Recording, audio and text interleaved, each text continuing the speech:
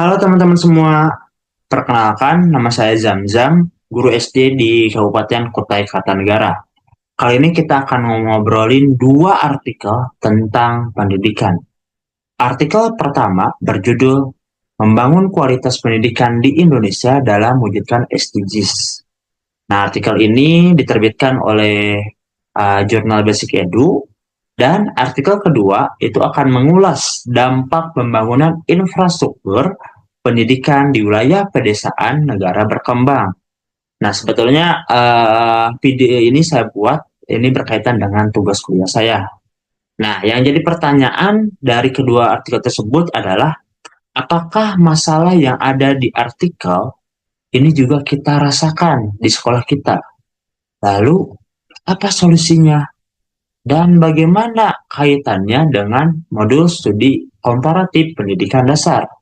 Yuk kita bahas satu persatu. Kalau kita lihat artikel pertama, jelas sekali dijelaskan bahwa kualitas pendidikan Indonesia masih rendah. Ada kesenjangan antara kota dan desa, sarana prasarana belum merata, sampai distribusi guru yang timpang. Data PISA juga menegaskan posisi kita masih di bawah rata-rata. Artikel kedua lebih spesifik bicara soal pembangunan infrastruktur di pedesaan. Ketika sekolah baru dibangun, fasilitas diperbaiki dan guru dilatih, dampaknya akan menjadi luar biasa. Karena anak-anak di desa itu akan jadi lebih mudah sekolah, kualitas belajarnya akan naik, bahkan kesetaraan gender ikut meningkat. Nah, kalau saya refleksikan di sekolah yang tempat saya mengajar dulu, beberapa masalah itu memang terasa. Misalnya, fasilitas teknologi belum maksimal, akses internet sering terbatas, dan kompetensi guru dalam digitalisasi pembelajaran juga belum merata. Permasalahannya jelas, sama-sama butuh pemerataan. Tapi bedanya, sekolah kami mungkin masih jauh lebih beruntung dibandingkan sekolah yang ada di daerah 3T, sesuai dengan kedua artikel tadi. Nah, bagian kedua yaitu bagaimana cara kita mengatasinya. Di sosial politik, pemerintah sebenarnya sudah punya beberapa program.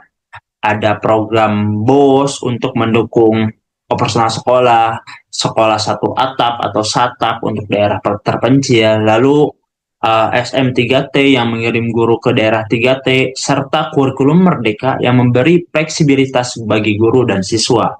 Bahkan sekarang juga ada program digitalisasi sekolah ya, lewat Chromebook dan platform Merdeka Mengajar atau sekarang itu namanya itu Ruang GTK. Nah, tapi tantangannya bukan hanya pada kebijakan, tapi implementasi. Nah, secara filosofis, kalau kita bicara pendidikan, kita itu akan berbicara tentang hak dasar manusia. Jadi, pendidikan itu bukan sekedar urusan teknik atau proyek infrastruktur. Ada nilai kemanusiaan yang harus dijunjung, keadilan, kesetaraan, dan penghargaan terhadap martabat anak. Lalu dari sisi sosial budaya, kita harus lihat nih, bahwa sekolah itu bagian dari masyarakat. Jadi orang tua, tokoh adat, tokoh agama, semua itu harus dilibatkan. Dengan begitu, pendidikan tidak hanya mentransfer ilmu, jadi tidak hanya transfer ilmu, tetapi juga membangun karakter dan menjaga nilai budaya lokal. Kalau kita tarik nih ke salah satu modul yang kita pelajari bersama, berkaitan dengan studi komparatif pendidikan dasar di berbagai macam negara, justru itu akan kelihatan banget benang merahnya. Dalam modul tersebut kita diajak untuk belajar dari berbagai negara, bagaimana mereka mengelola pendidikan dasar. Artikel pertama relevan dengan Indonesia yang saat ini sedang mengejar target SDGs, terutama SDGs nomor 4, yaitu kualitas pendidikan. Artikel kedua itu menunjukkan bagaimana praktik nyata di negara berkembang ketika infrastruktur dibangun dan kesenjangan bisa dipersempit.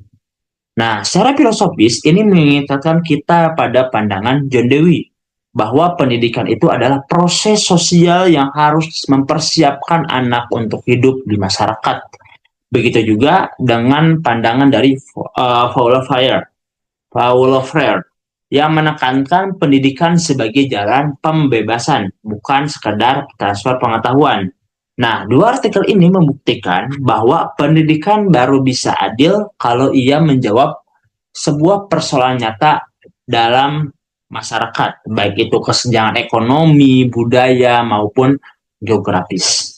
Jadi, studi komparatif ini akan mengajarkan kita jangan hanya meniru sistem negara lain, tapi ambil nilai filosofisnya.